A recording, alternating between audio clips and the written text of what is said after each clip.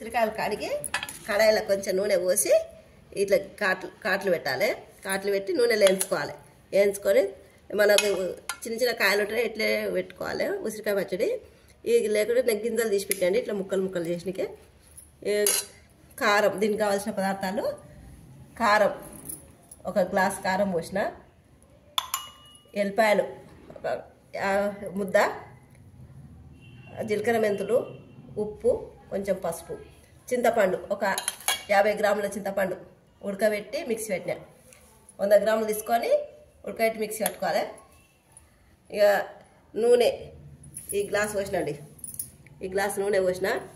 Glass నూనె పోసి కొంచెం నూనె అంతా బాగా కాగినాక ఆవాలు, జీలకర్ర, ఎల్లిపాయలు, మిరపకాయలు, శనగపప్పు వేసుకోవాలి.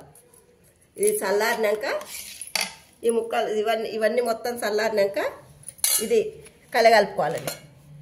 ఇవన్నీ కలగలుపుకొని ఉప్పు కూడా ఈ గ్లాస్ పోసిన,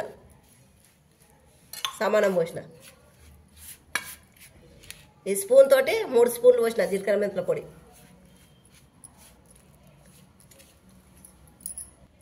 చింతపండు చల్లారినాక మిక్సీ పట్టినండి. ఇవన్నీ నూనెలా ఉప్పు, కారం అన్నీ చింతపండు అన్నీ కలగలుపుతున్నా.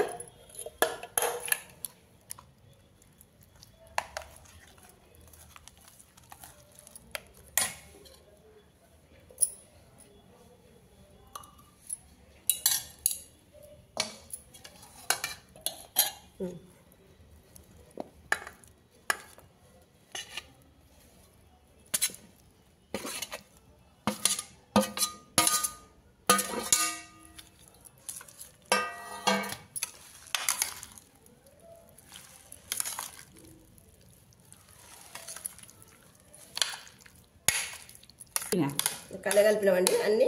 ఇగో నూనె అన్నీ సరిపోయింది. టేస్ట్ బాగుంటుందండి. ఉప్పు, కారం అన్నీ సరిపోయినాయి.